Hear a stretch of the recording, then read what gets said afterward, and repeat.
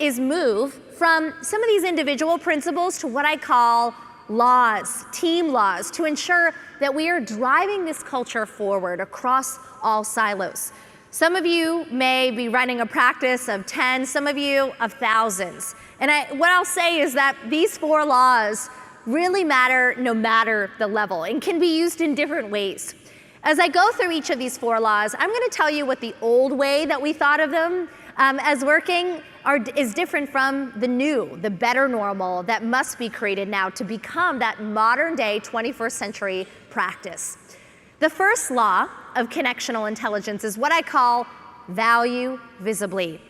Now again, pre-pandemic and even today, a lot of the ways that we value visibly is our body language, the head nod, the handshake, the engagement when a patient comes into the practice.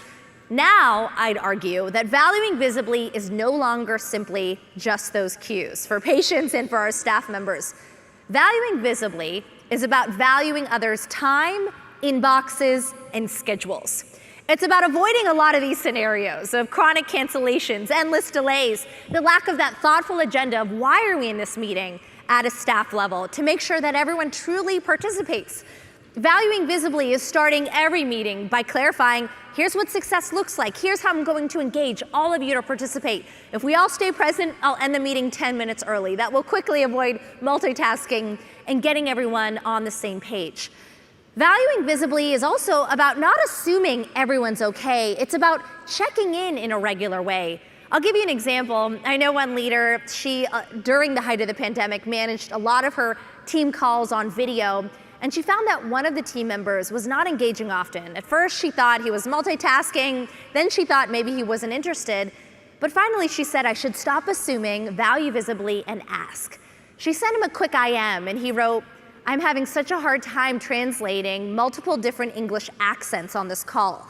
So on that team, there was someone with a New York accent, there was someone with a London British accent, and there was someone with an Australian English accent. And without realizing it, she didn't realize what this was impacting within her team. So one of the things they did, they started implementing closed captioning and chat tools. It made a significant difference. There were those that were visual learners and that were much more effective with that screen share app versus those that were just traditionally sitting in the room in the office. So acknowledging those individual differences, asking and checking in, and remembering the power of regular, frequent check-ins. I'd argue instead of having the 15 or 1 hour meeting on Mondays, having 3 15-minute check-ins during the week where they could be hybrid or virtual can often cause us to speed up a lot of that cross-silo collaboration. Last but not least, valuing visibly is about practicing radical recognition. Again, the head nod, the thank you, really made up how we recognized others. So how are we making sure we're building that culture no matter the distance? Have we created places and spaces to celebrate our teams, to ensure they feel valued, and likewise with our patients? The second key law, once we talk about value visibly, is what I call communicate carefully. Now, I'll sum this up with an example that I've gotten many times. I'll never forget sending a message saying, do you want to speak Wednesday or Thursday? The response, yes. Anyone get this before? As I shared earlier, reading messages carefully is the new listening. Writing clearly is the new empathy. Again, the modern day practice has a culture of unambiguous communication and norms. So what does that look like? That means really upskilling our staff, our team members, even providers with 21st century communication skills. Things like thinking before you type, even having norms around subject lines in emails. I know teams that have set norms of making sure your email subject line has a response time expectation and the clear what I need from you to get to the point quickly. Deliver with that maniacal clarity. Again, even simple things like knowing that our messages are visual. People skim them, they read them like websites. And lastly, choose the right channel. We've seen a lot of meetings that should be emails, emails that should be meetings. And again, this is the moment to refine what work is best done asynchronously, where we don't all need to be together, where we're actually wasting time and cost, and what work is best done together in the office or in virtual and hybrid mediums. Let's move to the third law, what I call collaborate confidently.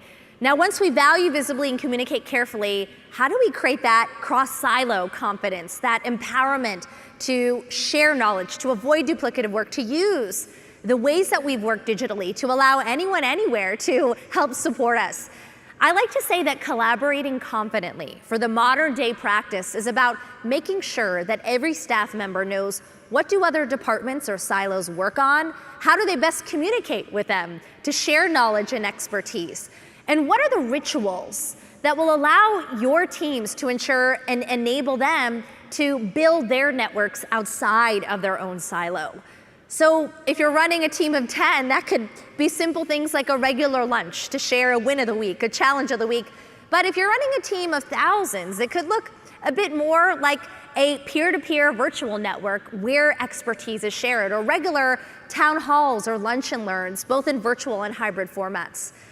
Let me talk a little bit now about how do we create this culture of collaboration confidence. I like to say it's about truly, as healthcare executives, saying what we'll do and doing what we'll say.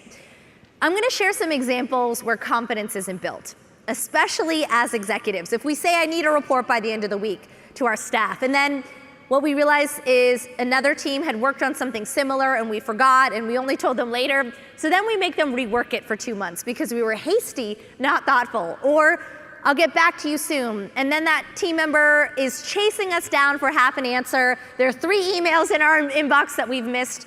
It's okay to not have an answer, but being accessible matters.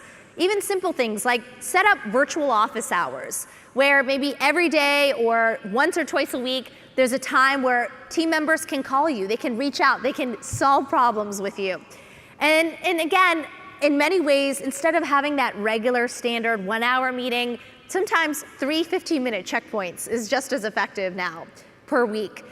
The last one is, if someone says, I need this by tomorrow morning, again, even though it's not urgent, a lot of fake fire drills are happening, and we've talked a lot about burnout and resilience, but I think a lot of this happens because of poor communication. In fact, one study found that on average, we're wasting up to 4 hours a week on poor, unclear digital communication. So think about the impact this is having on operations.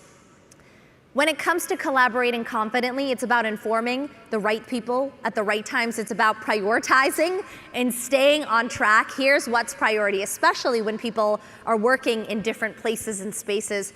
And last but not least, paying attention to those details, not assuming we know what will work, but also learning from our staff. This is a moment to learn from your digital natives who may see opportunities to reach patients, to drive revenue growth, to streamline operations. Here's an example of something that I actually think is more critical than ever to drive a culture of high performance collaboration. It's a quick exercise I'd encourage you to do. To, with your staff, really identify what has worked well and how have we communicated even better in all of our communication channels, email, IM, different calls, different ways that we've structured meetings, and what hasn't worked as well. What are the better practices that we've learned in the last 18 months that we are going to keep? And what are the practices pre-pandemic that we're going to discard? Maybe we don't need certain meetings all face-to-face because they were inefficient, they were a lecture. I know one team where what they're doing is they're having the presenter send the video in advance, about a week before, everyone watches it, and then the actual meeting is a discussion because everyone's actually seen the lecture. It's transforming engagement and meaningful connections in the office versus just a traditional lecture. So again, if you think about even these tools, when do we use them? How do we use them? And what are the norms? I like to say there's a 3-part rule here: complexity, urgency, and familiarity. If it's high complex, maybe you'll set some norms within your practice to have those meetings, but every meeting has a clear agenda. There's a note taker sending them out within 30 minutes of the meeting, and it's designed for inclusivity with clear norms around how everyone participates. If it's not complex, it's a quick email. Urgency is the second factor. Each of these channels have a different implied urgency response, and making sure that there's clear norms can make or break a difference here. And last but not least is familiarity. If someone's known you for 10 years versus 10 days, that will also factor into the collaboration tool that they use. Now, I want to move to the 4th and final law: trust totally. Again, as we think about valuing visibly and communicating carefully to collaborate confidently, we all know this is hard. Many of us are fully in the office together on site with our practices, but we still communicate across distances in many ways, whether it's the digital communication that's happening in the office, whether it's the ways that we are engaging with patients using digital tools that have transformed the industry. So what I think really sums this all up is, more than ever, we have to trust each other totally, even when it's hard. With the world of screen freezes and echo delays and the fact that it's not natural to be serving a patient, virtually on a video call, how do we build trust? Well, it's building this capability within our staff of assuming the best intent, of checking our biases, of getting comfortable being uncomfortable. If we're a digital adapter, to not be afraid to ask those questions and learn from the natives. If we're a native, actually bringing our adapters along. It's also about creating those hybrid water cooler moments. This is a moment to be less focused on the proximity bias of just who was in that location, on site, in that network, and that's how culture was built. But I'll be honest, culture isn't built just on site. It's built by leaders and teams in our rituals.